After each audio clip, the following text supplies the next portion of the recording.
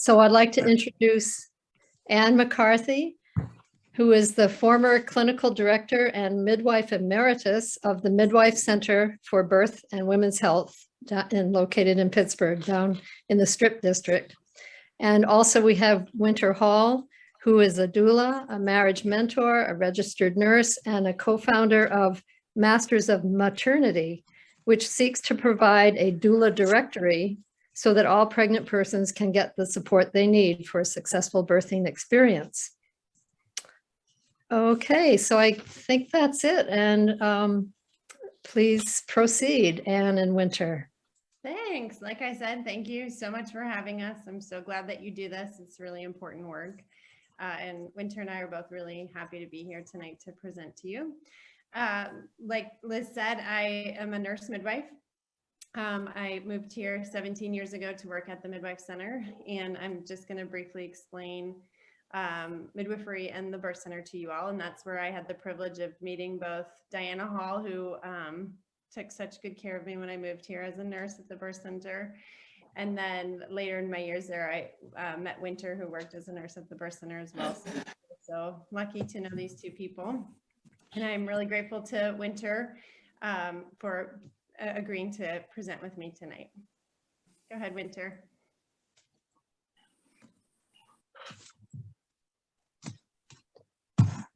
Wait, you're muted, Winter.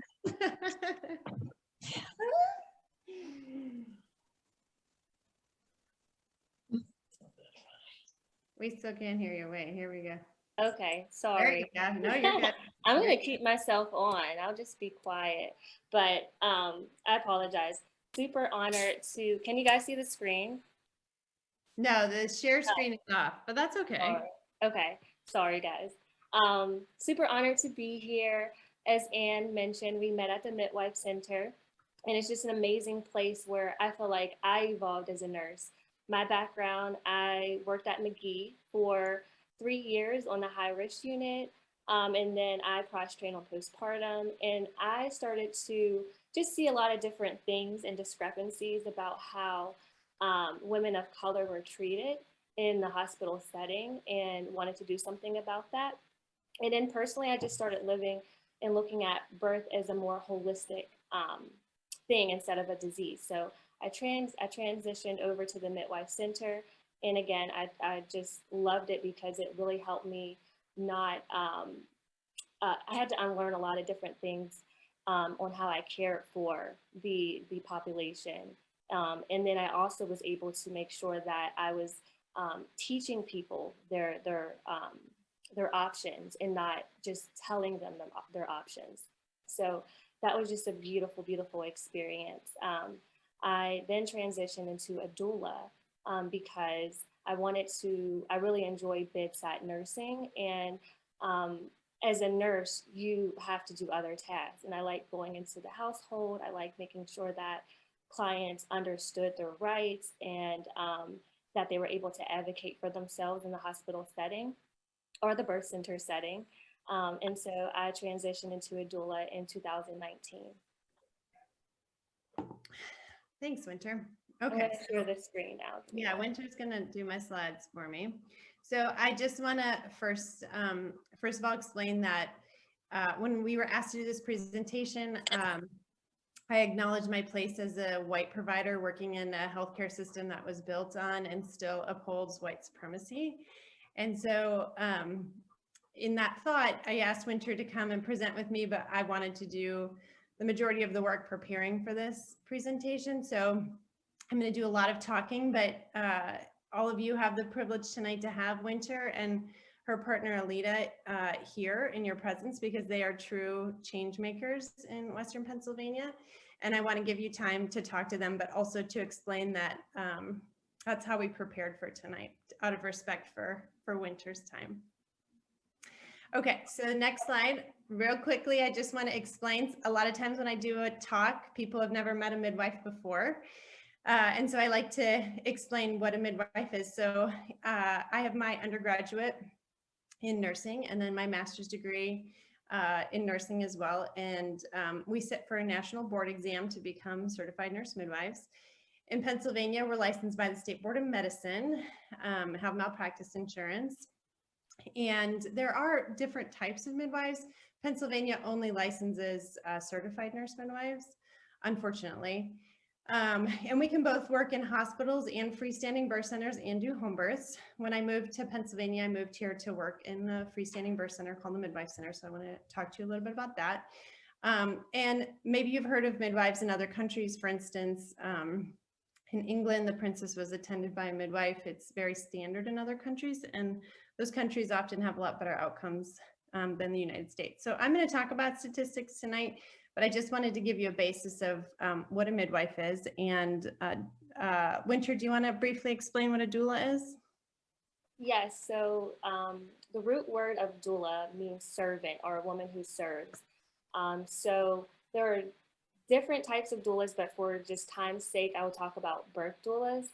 And so what they do is they are there for the mom to educate them, to be their emotional support, physical support, and then advocate for them throughout their pregnancy, their birth, and the postpartum period.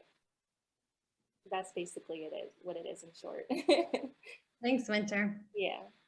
Okay, so the next slide shows you the Midwife Center for Birth and Women's Health. So this is located in the Strip District in Pennsylvania. And we're lucky to have the largest freestanding birth center in the whole country. So a lot of other, Winter, do you mind going to the next slide? Thanks. We are looked to by the country as one of the leaders in freestanding birth centers. The addition was put on in 2017, my goodness, which made us the largest birth center in the United States. Real quickly, can you go to the next slide? What is the birth center? Okay, you can do the next one. A birth center is a freestanding home-like facility existing within the healthcare system. So we work really closely with the hospital system with a program of care designed in the wellness model of pregnancy and birth.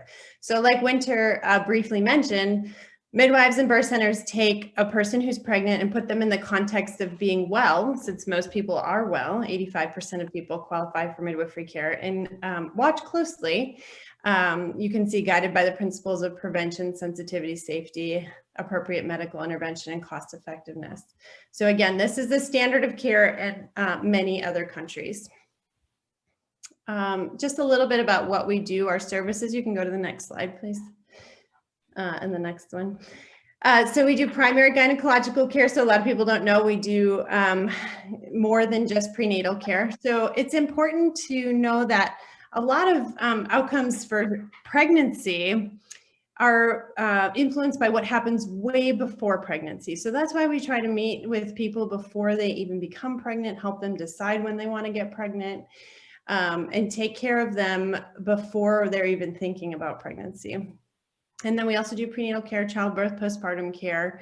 Like I said, we do birth center care and hospital birth care, including water birth at the birth center. And then when the expansion happened, the Midwife Center added behavioral health and wellness, because we are realizing that the more prenatal care we give, we're not having better outcomes. So we need to look differently at how we are taking care of people in pregnancy and what we can do to change outcomes, which is what we're going to talk about next. So lactation support classes, walk-in programs. One of the reasons I moved to Pittsburgh was because the Midwife Center has always had a dedication to the most vulnerable people. We're very strategic about placing the birth center in an urban setting. Many birth centers across the country are boutique and they're in wealthy suburbs of cities, and that's not how the Midwife Center is. So if you can tell, both Winter and I are very proud of the work that they're doing. And then there's outreach, educational opportunities, and I'm going to talk about why that's important a little bit later. All right, so there's a picture of the birth suites. You can see there's a water birth tub.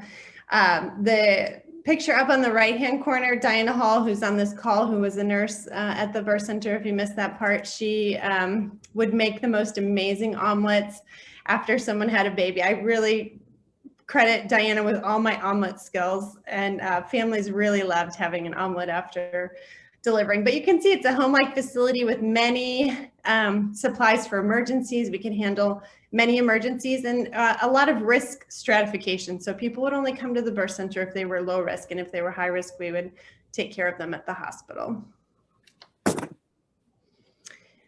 All right, and then you can see the exam rooms too. So if anyone on this call has ever had a pap smear done, I'm sure you have gone to a room that doesn't look like this. We're really trying to establish trust with clients, and establishing trust is something that is really important into taking care of the whole people. So there's a picture of one of our exam rooms.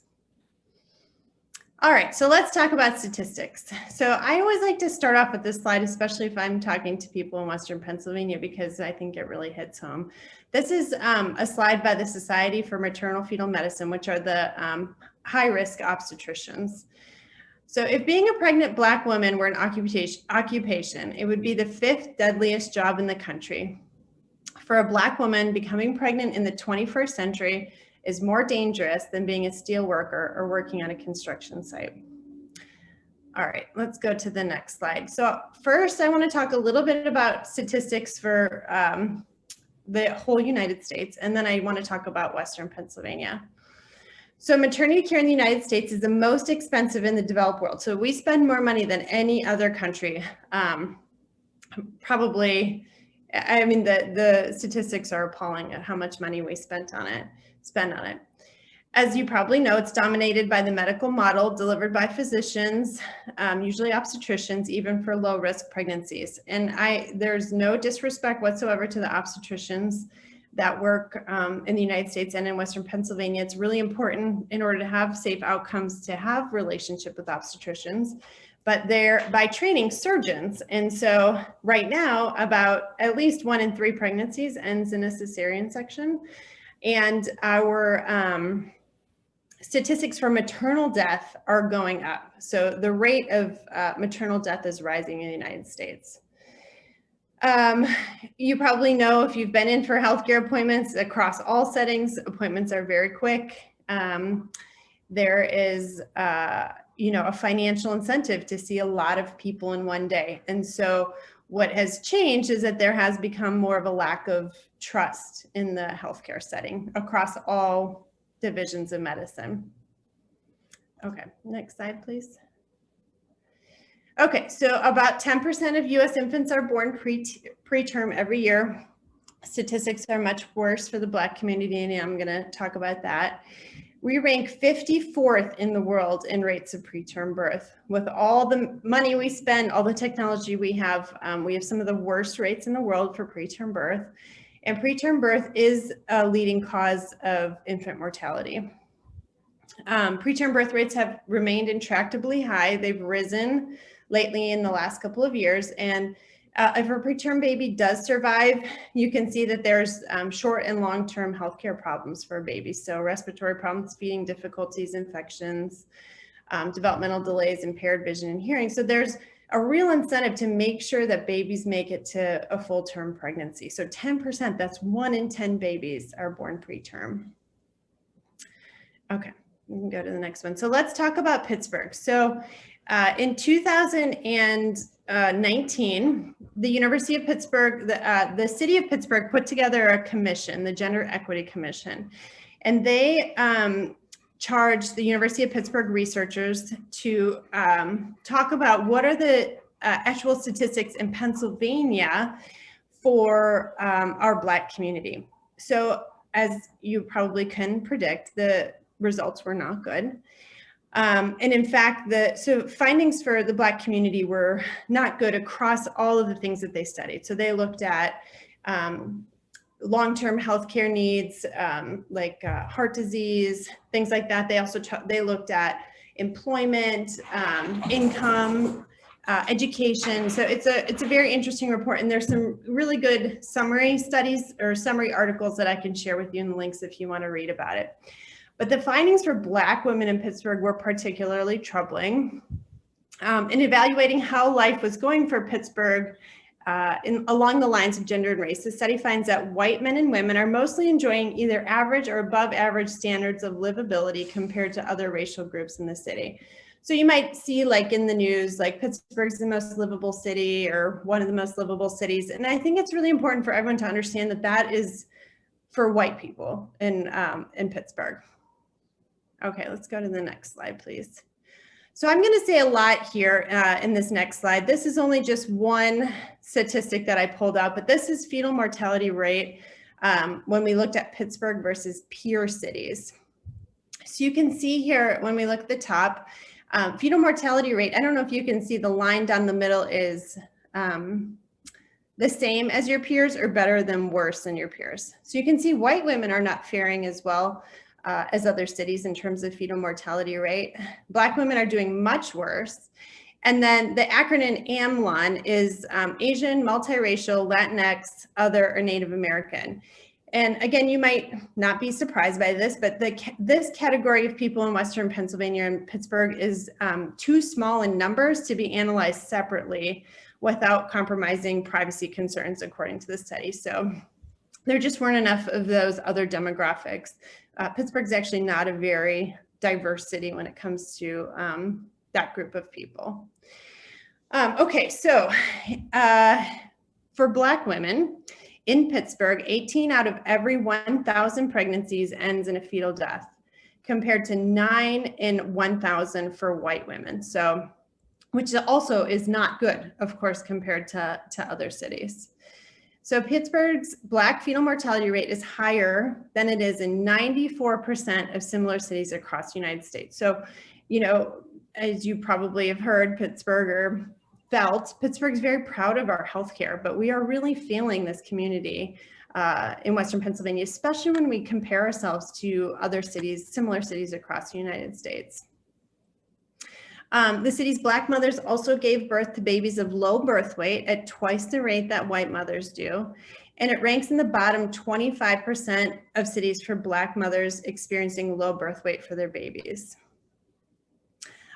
Black women in Pittsburgh are more likely to die during pregnancy than their peers in 97% of other US cities. So I just really want that statistic to hit home. A Black woman could go to 97% of other cities in the United States, similar size, and have better outcomes than here in Pittsburgh with all of our healthcare that we have that, you know, we are very proud of. So we are really failing them. This is another interesting statistic from the study. Black women also in Pittsburgh die by suicide at higher rates than most other cities.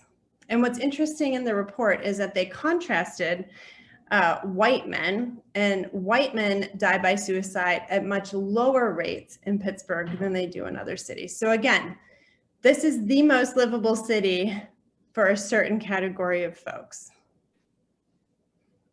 I think there's some questions. What is the risk job is for non-Black women? Connie, do you want to ask that first question? I'm not sure what the first question is. Do you want to unmute and ask? Well, we can come back to it at the end. All right. So those are the statistics for, and I just pulled out, I can share the link. I think I put it on one of the slides, but I can share the link with all of you so that you can go look at this study too. It's important that we know this and that we are, this is actually a crisis here in Western Pennsylvania and Pittsburgh that we need to be addressing. Okay, so why? So maybe an easy explanation is that Black women don't receive prenatal care. Actually, that doesn't explain the reproductive crisis in Pittsburgh. The study also found that Black mothers start prenatal care at the same time as white women and the other category, the AMLAN category of mothers, which is around 10 weeks. In fact, the researchers from this study found that Black women on average begin prenatal care sooner than Black women do in 92% of other US cities. So the answer is not that they are not getting health care here in Western Pennsylvania and Pittsburgh. Same with the problems of low birth weight and other defects. we can't blame that on educational or economic status. So this is across the country too. I think it's really important that people understand that you can't blame education or economics for these outcomes, because some people say, well, they're poor, you know, they don't have resources and things like that. In the United States, we should be so ashamed of this because we don't have any different genetics. From Black women, white men have no different genetics. In the United States, a white woman who does not have a high school education still has better outcomes than a Black woman who has a PhD.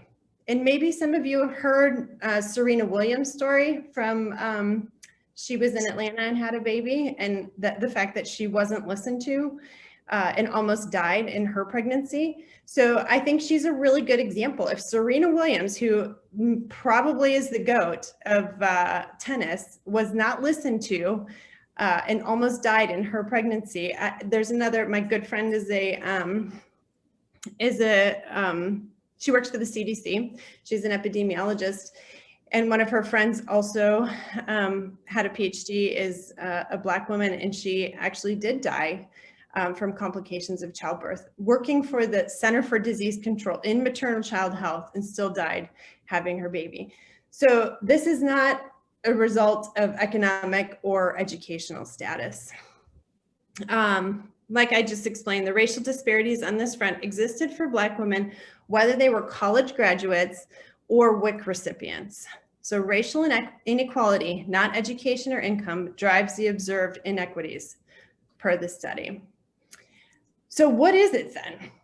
So the next slide is a tweet from a Black obstetrician who I had the pleasure of presenting with one time, who I very much respect. If you're on Twitter, I suggest you follow her because she is brilliant. And I'll read it to you. So it's racism, not race, that is a risk factor for the poor health of Black, brown, and indigenous folks. Replacing Black on all the NIH, CDC, Healthy People 2030, etc. lists, and replacing it with racism is a 2021 goal that we can achieve while we work on anti-racism policies and truth.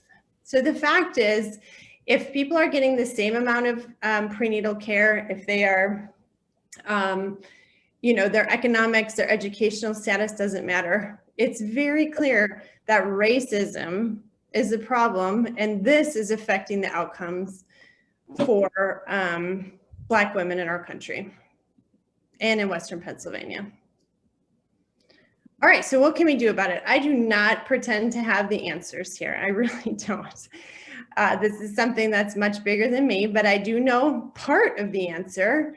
And again, that's why I feel we're all so lucky to have Winter here today, because she and her partner, Alita, they are change makers. They are making a difference. They are absolutely part of the solution to what is happening in healthcare.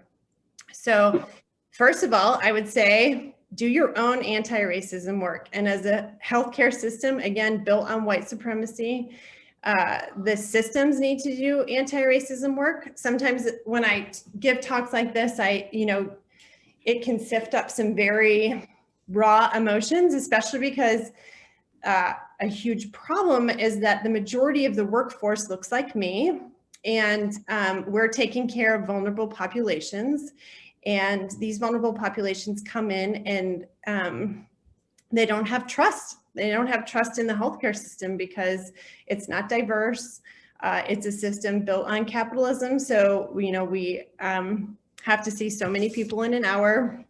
And again, it's a system that's built on racism. So I appreciate that you're all here. I know you're all, and everyone who's in attendance tonight is doing anti-racism work. And as systems and as a country, we need to do this anti-racism work. The other very clear solution, and I want to talk a little bit about studies to support this because I don't like to just say things without backing it up with statistics, is to support doulas. There's really excellent research on doulas, and I do want to give Winter some time to talk about the really great stuff she's doing with her partner, Alita, and then to support midwives, because frankly, midwives are changing outcomes. They have much less health inequity. So there's still health inequity. And I just really quickly want to go over a study that shows that. So can we do the next slide? Okay, so this was a presentation on the Strong Start study. This was a federal grant given to birth centers across the country to look at what happens with Medicaid recipients, who are generally a more vulnerable population, when they receive care in a birth center. Okay, you can go to the next slide. So when we looked at what happens with, well, first of all, I just wanted to explain, you can see in our Strong Start study, this was, evaluating birth centers versus national statistics. People who received care, again, they had to be Medicaid recipients, so they're on some form of assistance, had much lower preterm birth rates than the national average. So you can see 4.4% versus nearly 10%. Same for low birth weight, very low birth weight. And then the primary cesarean section rate, something really important to talk about. So midwives, we do stratify the fact that midwives take care of low risk pregnancy. So the national average of C-sections is around 32%. For low risk C-sections, and primary C-sections, the first C-section, it's lower. So you can see the difference in C-section rates for people who receive care with midwives. And I do want to point out in this study that over 50% of the people did deliver in hospitals. They did not all deliver in birth centers. Okay, and then the next slide breaks out racial disparities, because this is what we're talking about. So you can see there's still disparities between Black women who are Medicaid recipients that were receiving care in birth centers. Again, more than 50% still had hospital delivery. So we're talking about the overall care here, not the actual location of where they deliver. So you can see that for preterm birth, all races that had care with birth center care had around a 4.42, percent preterm birth rate. And then Black African Americans in this study had a preterm birth rate of 4.97. But you can see that compares, like in the US, of all races, a preterm birth rate's around 9.85%. And then for African Americans, it's higher at 13.77%. I don't have a slide, I don't think, about C-sections, or maybe, can you go to the next slide? Let me see if the next slide has that. No, I didn't put that in there. But anyways, the C-section rate for African Americans is much higher too. So we can talk more about statistics. I could talk all night about that, but I really do want to give you enough time to listen to what Winter has to say too. So what is it? I mean, it's really important that diversity, inclusion, and anti-racism work happens. And one of the things that I'm really proud about the Midwife Center is that Midwife Center has made a really concerted effort to change the diversity of the provider staff. So when I came to Pittsburgh in 2004, every single provider looked just like me. We probably came from all the same economic backgrounds, very privileged folks. And the reality is that many people, especially in Western Pennsylvania, first of all, we had a really hard time attracting anybody who was a midwife of color to move to Pittsburgh.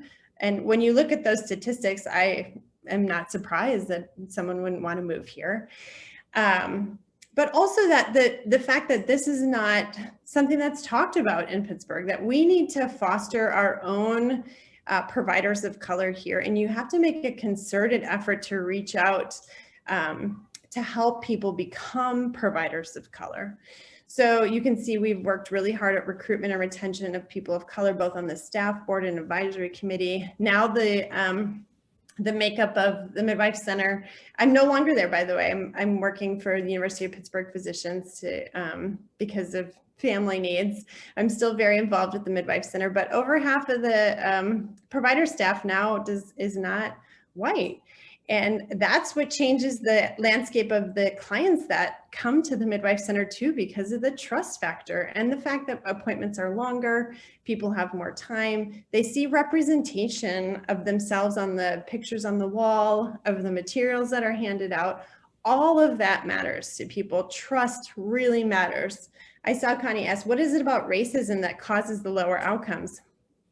There's whole classes on that question, and I'm happy to give a brief answer. But again, with Winter being part of the community here and a provider, I really want to give her some time. But we're really looking at epigenetics and the fact that racism has rippling effects for generations. So, and I should even go back to slavery, the fact that generational trauma is a real thing, and racism affects every facet of life. So especially in Pittsburgh, there are populations that are living in food deserts. So they don't have, because of racist policies, they don't have access to healthy, fresh foods.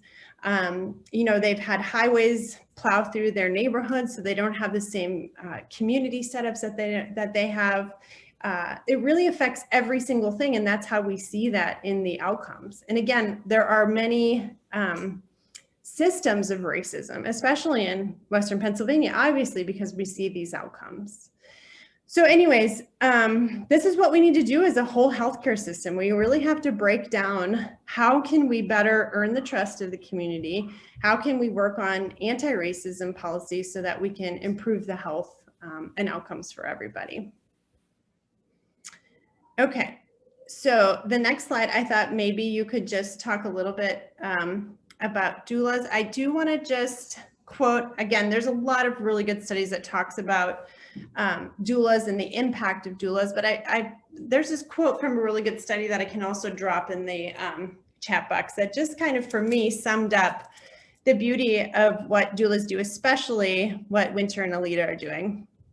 So one piece of the solution to help address racial disparities in care is to expand access to full spectrum doula care. Doulas can provide individually tailored, culturally congruent care and advocacy for pregnant and postpartum people through information, education, physical, social, and emotional support. So that is really the heart of what we need to do, is not dive into, you're here, let's measure your belly, let's check your blood pressure and send you on your way. This is like information, educational, physical, social, and emotional support.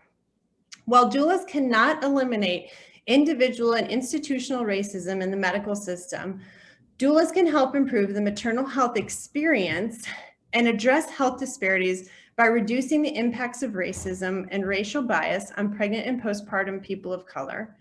Doulas who understand the physical, social, and emotional impacts of racism can provide much needed support to their clients, and above all, act as their advocates for clients and navigate the medical systems of care. So back to Serena Williams' story. I don't know if she had a doula, but I'd imagine if she had a doula and she was calling out and saying, something's wrong and she's not being listened to. A doula knows how to navigate the medical system. She knows the ins and the outs of who to ask and what to say, and the doula can advocate on her behalf. And I really hate to say that, but even as someone who's not part of this community, if one of my family members enters the medical system in the United States, I can promise you I am there because I know what happens. And so it's even worse for people of color. And this is the real beauty that doulas add to, especially changing outcomes for people of color. So I've talked a lot. I really appreciate you listening. I really do want to give Winter some time to talk about the amazing work she's doing, because like I said, she is the solution. She's the solution to this problem. And all right, take it away. You can go to the next slide if you want to. Nice. And thank you so much. And before I start talking about Masters in Maternity, I also wanted to share just a little bit about some additional statistics that doulas help improve birth outcomes. First thing I wanted to mention is that studies suggest that increased access to doula care, especially in under-resourced communities, can improve a range of health outcomes for mothers and babies, lower healthcare costs, reduce C-sections, decrease maternal anxiety and depression, and help improve communication between low-income and racially, ethnically diverse pregnant women and their healthcare providers. As Anne mentioned, a lot of the families that I personally take care of and other doulas that are on our directory, they are able to connect and build that rapport. And so because the doulas understand childbirth education, they understand the process, they understand their options, educating the families empowers them, and it helps them feel empowered to speak up in those spaces. Researchers also found that overall, people who have continuous support of doula support, again, 25% decreases the risk of cesarean section. 8% increase in likelihood of spontaneous vaginal delivery. A lot of moms come to me and they ask, hey, I had a C-section before and I want a vaginal birth. How do I do that? Oftentimes they're having trouble finding a provider that will care for them, that will allow them to have a trial of labor to see if they can achieve a vaginal birth. Some people are robbed from that experience, especially when they don't have a doula. So a doula empowers and helps connect them to the right resources so that they can have the birth experience that they want. 10% decrease in the use of any medications for pain relief. Doula care is a form of pain relief. It's a comfort measure. And so a lot of moms are able to have limited amount of medications used in labor or just remain unmedicated in general, which is beautiful to see. And then also they help shorten labor by 41 minutes on average. And these statistics, I can keep going on, but a lot of these statistics have come from Evidence-Based Birth, which is an amazing resource that helps moms outside of just doula care, but help moms understand their options and it's evidence-based.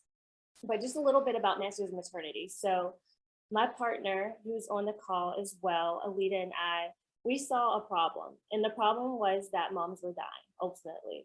And we wanted to develop a solution. There's many, many problems I can go over, but that are connected to the maternal mortality. But one of the biggest ones is what Anne has mentioned, is racial inequities. And so we wanted to create a one-stop shop for moms. We saw that moms did not have equal access to doula care, especially in Pennsylvania. Oftentimes moms are going on Facebook or asking families or friends to get help on finding a doula. And they also didn't know about the other resources that were available to them. So we created Masters of Maternity, and we started out with the doula, creating equal access to doula care. And so there's a directory that any mom all over PA can go on to and find a doula that best fits their needs. And we have so far connected over 70 families. So that's that piece, and it's growing. We ultimately want to be a one-stop shop for moms. So anything motherhood related, we want housed in that Masters of Maternity. But for now, we just have the doula directory. In addition to the doula directory, we have birthed a program called the FAM program, also known as Fund a Mom. And that program came from seeing personally me and other doulas that I've talked to, where we sit down with clients and they love us. We've connected with them, and they end up not hiring us because of a financial barrier. And so we wanted to create a solution for that. We felt like it is so important for families to be able to have the autonomy to find a doula that they felt that they connected with, that they trust, that they want to serve them during their pregnancy, their birth, and their postpartum period, and finances not be the barrier that turns them away.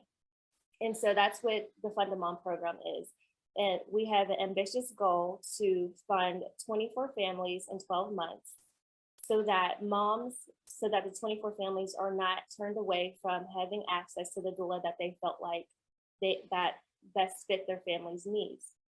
And I'm going to put a link in the chat. So if anyone feels led, they can donate. We just launched this month, and so we are now taking donations so that come second quarter of this year, we're able to have moms register to the program and then be able to pay for their doula service. Thanks. I just put the link, I just put the link in the chat now. So if anyone has any more questions, I also provided the link with more information about the Fund a Mom program, and there's a direct link to donate as well if anyone feels led to donate. Thank you. And I will put the report if anybody wants to go look, because like I said, the report is all encompassing. It does not just focus on maternity care. And it's something that I think anyone who lives in Pittsburgh should be aware of. And so, yeah, we're open to questions now.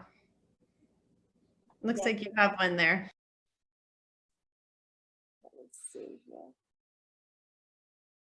That's a good question. So we are funding, so typically the cost of a doula ranges from about $800 to about $1,200. And that is encompassing the whole entire comprehensive care throughout the pregnancy. So, you know, women are pregnant for technically 10 months. And then they're there for the postpartum period. So we decided to fund a mom $1,000 for their service. So and then the doulas will be a part of the directory. So it's nice that we'll do the connecting part, and then we'll also pay for the associated fees as well. Good question. So I have a question. How do you advertise yourselves? Who do you reach out to and tell them about your service? Okay, so we are on social media. We market heavily on social media, but I think being a part of conversations like this is helpful too. You know, just having, just being a part of different forums and sharing our mission. We are a new startup, so we're evolving, but I think spaces like this are very helpful because then you can share with your network as well. Mm-hmm. Right. Pittsburgh's a small town too, so word of mouth travels fast, and we've had a lot of interest in what Winter and Alita do. And really, there's been a lot of support for doulas in Pittsburgh and across the country in terms of funding as well, because the research is so heavily in support of the fact that they're changing outcomes. That's a really good question about doulas being covered by insurance and Medicare. It's slowly happening. For the first time, a UPMC has started to cover doula care.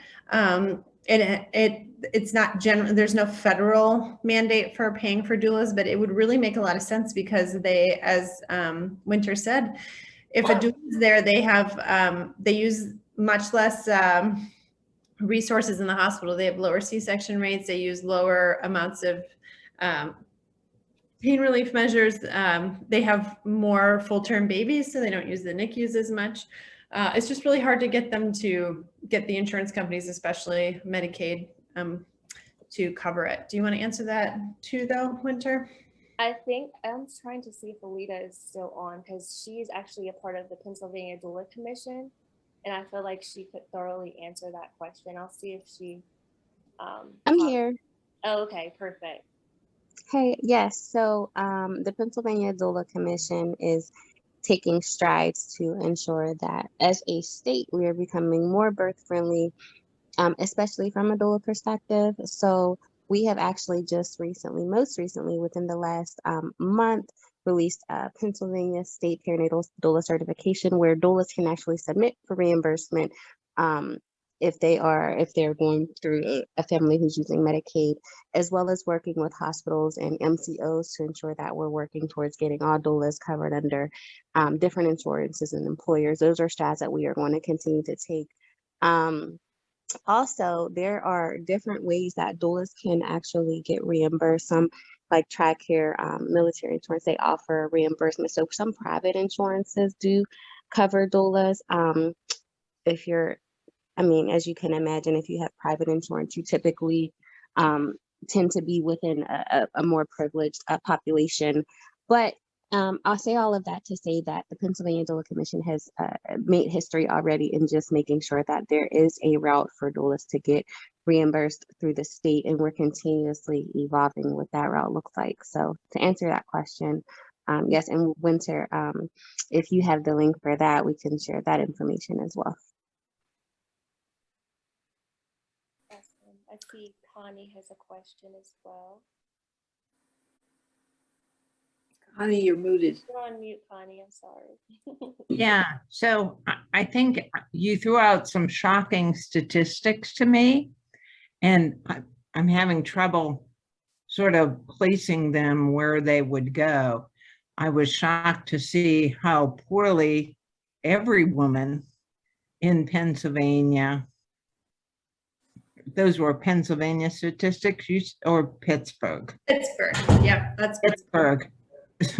How far we are below a median city, and then African American are even further below, twice as far below as the white women in the city. And is there any insight into why, with all of the healthcare that we have, because you also said things like, it is not level of education, it is not income. So I'm assuming that if that's not the natural thing you think of is that people that are poor don't have health insurance, so they don't go to the doctor. But you said that's not the problem. So I'm just trying to get an understanding of what you really think the problem is. And even if you say racism, what about race? Like if this rich person goes to the doctor every time they're supposed to, does the doctor just not give them the health care they're due? Or yeah, that's a really good question, Connie.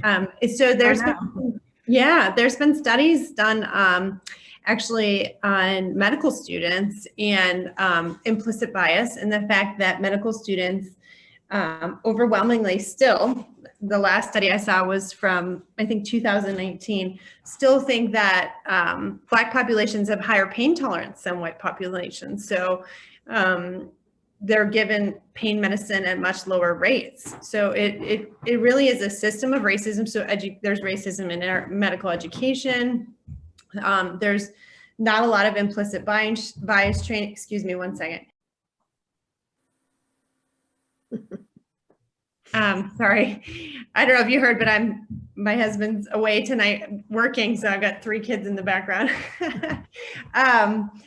So those problems directly translate. This isn't, malintention. Sometimes it is malintention, but it absolutely points back to racism. And for Black people in Pittsburgh, it's a very racist city. It really is, and that is clearly translated into our healthcare. And I just drive this point home. We should be ashamed that a Black woman can go to 97% of other same size cities in the United States and have better outcomes than in Pittsburgh with all the healthcare we have here.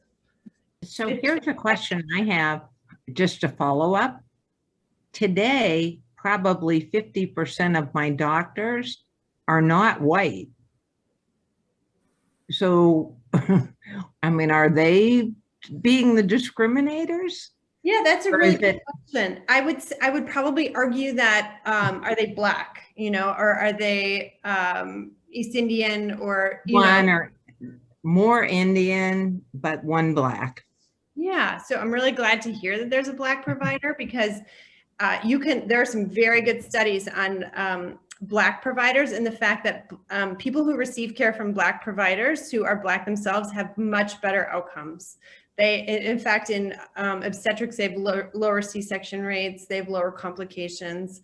And, Black providers do come in with less implicit bias when they're taking care of people. So I'm not calling out specific providers for their racism, which when I talk to healthcare providers, this is a really hard thing to hear, because we all get into healthcare because we care about taking care of people. We want to take care of everyone the same way. But we are working in all kinds of systems of racism. And there has to be an intentional effort to break that down to actually improve outcomes. And you can see on that one slide that white women are also not faring as well as white women in other cities. Yeah. So if we work on systems to improve care for the most vulnerable people, care will get better for everyone. So there's incentive for everyone to care about this. But Connie, I'm sure you're a very educated person. You show up here, you care about learning, and you had no idea that Black women fare this poorly in Pittsburgh. And so I had no idea that white people fared that poorly in Pittsburgh. Yeah. And so this is something and there's a reason, but I don't know what it is, because We have a lot of healthcare and we have competition between UPMC and AHN. Well, more I did healthcare is not the answer. More healthcare is not the answer because we're doing a lot of prenatal care. Different healthcare is the answer. And that's why I'm explaining that midwifery and doulas are an answer. It is different than what the majority of people will receive in the United States. So and in one quick question. Is the midwifery and doulas in addition to seeing a regular doctor or That's in replace of?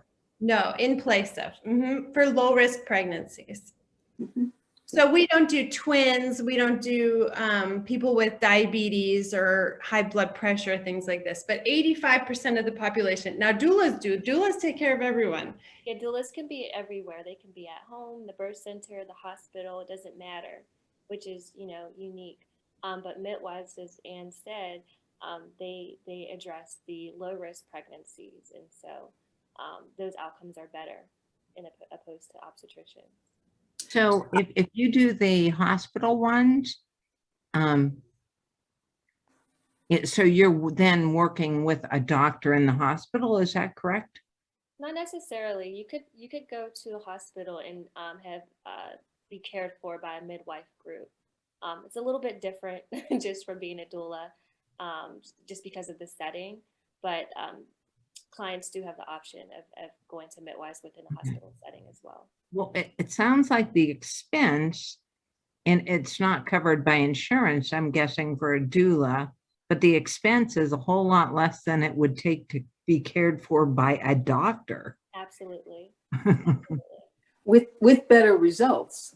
Absolutely. That's the big point. That's the big point. They actually decrease the cost. Yeah. I listened to an NPR talk about, where they had midwives of color and doulas, and they have found that the outcomes were so much better and the attendance was so much better just because of the trust factor. And I think a lot of times we don't understand the impact, of racism and what it does to women of color. Just not being listened to, being thought that they're not, all the things that subconsciously we have been subjected to over the years that are in the back of our mind that we don't really know. It doesn't come out in the front. It's all subconscious. And as a result, we do these microaggressions. And I think it has an effect on women of color. Mm-hmm. And that's why they have such poor outcomes. Yeah, that's the key factor, the implicit bias. And we all have it, even me being a woman of color. I'm not exempt from having implicit biases. And that's why we all have to do the work.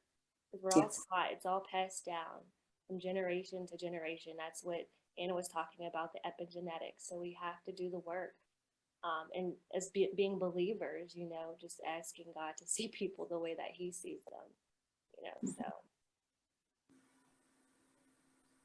And I do want to give credit. Someone asked in the chat, or what are we doing about physicians?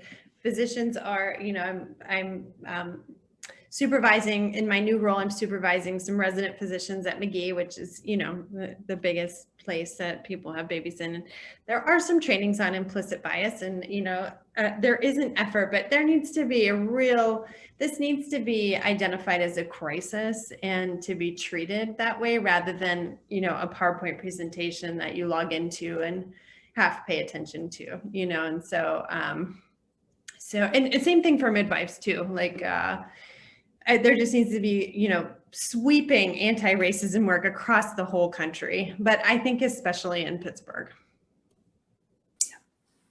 And we can't attract and retain providers of color in Pittsburgh, if this is how people are treated. I could tell you, since I've had midwives of color on staff, I can tell you about the overt racism that they've experienced in Pittsburgh hospitals, coming through we're midwives. We come through in the middle of the night all the time. In all the years I've been in Pittsburgh, I never once have been stopped coming into a hospital in the middle of the night. I have my badge on, and our Black midwives were stopped multiple times, even after showing their badges, having their whole bags searched in Pittsburgh hospitals. you know, where I elevated that to the top of security. It's unacceptable if you show a badge. And one midwife walked in the middle of the night after a white male physician. The white male physician went right through. She was stopped and had to go through a metal detector, had her whole bag gone through. You know, I was furious. So we have a real problem here in Pittsburgh. And I'm so grateful you're all here listening and trying to be a part of the solution. Yeah, I agree. And there's a quick question. Are doulas welcomed by other doctors in general? Typically, yes. A lot of the Pittsburgh hospitals are doula friendly. With the pandemic, it was a little interesting. But since then, they have opened the doors back up for doula support.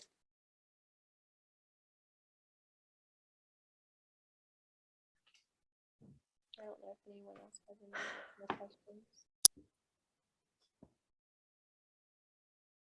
Well, I guess we have 1 minute to go, so we can take that time to thank you for bringing us this distressing information. And I can't say we're glad to hear it, but we need to hear it. I also want to tell everyone that the next forum will be April 7th at 7 p.m. The title is Gun Violence Prevention 101. The speaker is Josh Flightman, who is the Western Pennsylvania manager of Ceasefire PA. So with that, we thank our speakers, Anne and Winter and Alita. Thank you very much. Thanks, everybody. For having us. Have a good night. Yes, thank you so much. Thank you. Good night.